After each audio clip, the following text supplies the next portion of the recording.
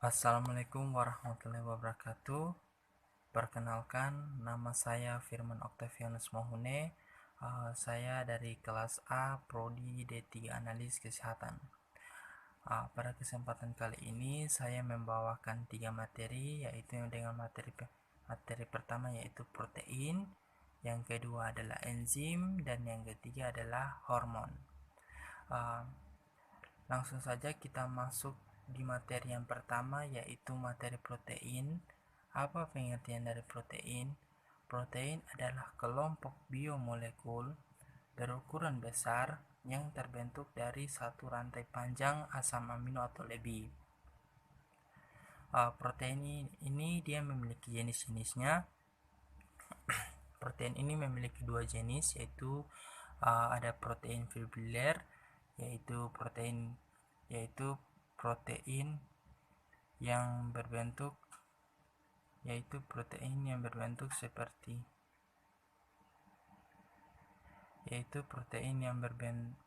seperti serabut-serabut. Ada juga protein yang berbentuk seperti bola, yaitu protein globular. Contoh dari protein fibrillar ini seperti kolagen yang terdapat pada tulang rawan.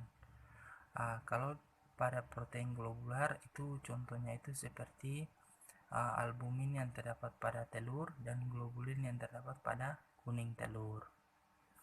Protein ini dia memiliki fungsi. Yang pertama sebagai perbaikan dan pertumbuhan, yang kedua sebagai pembentuk antibodi, dan yang berikut sebagai sumber energi, lalu membantu metabolisme tubuh, memfasilitasi reaksi kimia.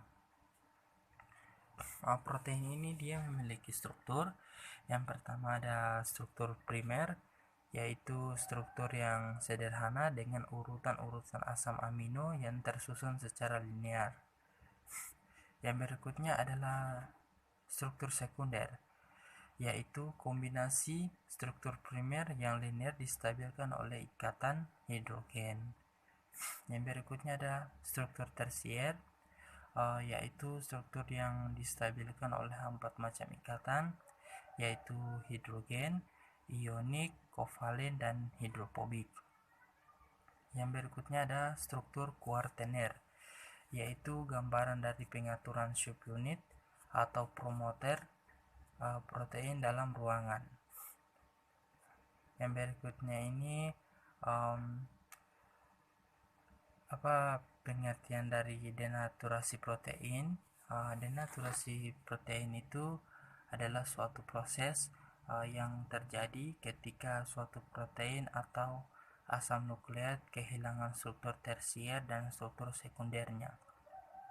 Contohnya itu seperti telur rebus menjadi keras saat dimasak. Itulah materi dari protein. Dan sekarang kita bahas tentang materi yang kedua, yaitu materi mengenai enzim.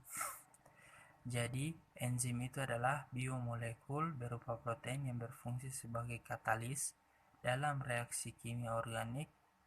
Ada dua karakteristik penting enzim, yaitu pertama, enzim tidak berubah masuk ke dalam reaksi kimia dan bertindak hanya sebagai katalis, dan yang kedua, enzim mengubah keseimbangan yang konstan pada reaksi kimia tersebut. Enzim ini hanya meningkatkan kecepatan di mana reaksi mendekati keseimbangan. Struktur enzim yaitu yang pertama, suatu enzim atau holoenzim tersusun atas bagian protein dan bukan protein. Yang kedua, bagian protein disebut apoenzim dan yang non protein disebut kofaktor. Kofaktor busa berupa ion logam dan koenzim yang berupa bahan organik seperti vitamin B.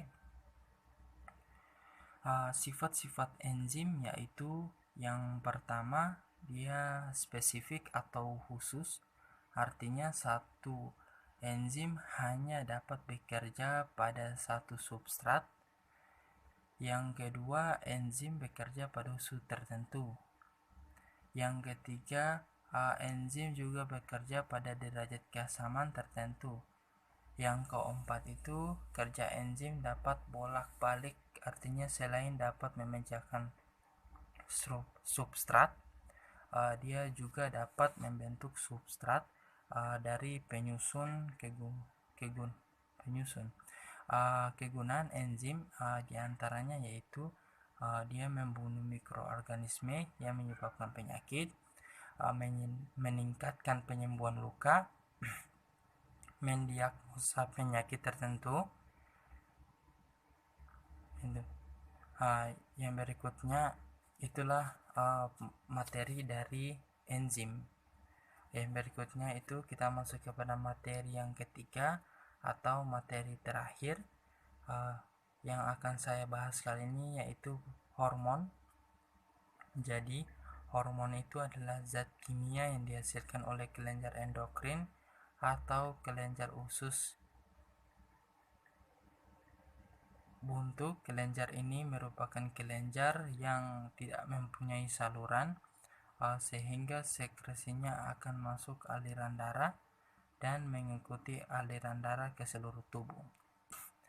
Apakah Anda tahu ternyata hormon dan sistem saraf itu memiliki persamaan, yaitu memiliki fungsi untuk mengatur dan mengkoordinasi dalam kegiatan tubuh. Hormon insulin yaitu hormon alami yang diproduksi oleh pankreas. Fungsinya yaitu memerintah sel untuk mengambil glukosa dari darah, mengubah glikogen menjadi glukosa yang dibutuhkan oleh tubuh menyimpan kelebihan glukosa menjadi lemak.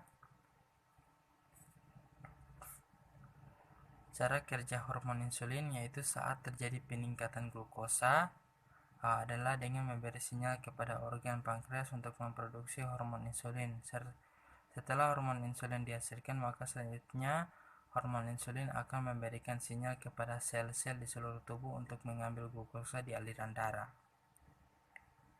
Ketika glukosa sudah diserap masuk ke dalam sel-sel darah, maka kadar glukosa menjadi menurun dan normal kembali. Glukosa yang diserap sel-sel tubuh digunakan sebagai energi, sedangkan sel-sel yang ada di organ hati hanya akan menyimpan dan dalam bentuk glikogen yang bisa diubah kembali saat tubuh memerlukan glukosa.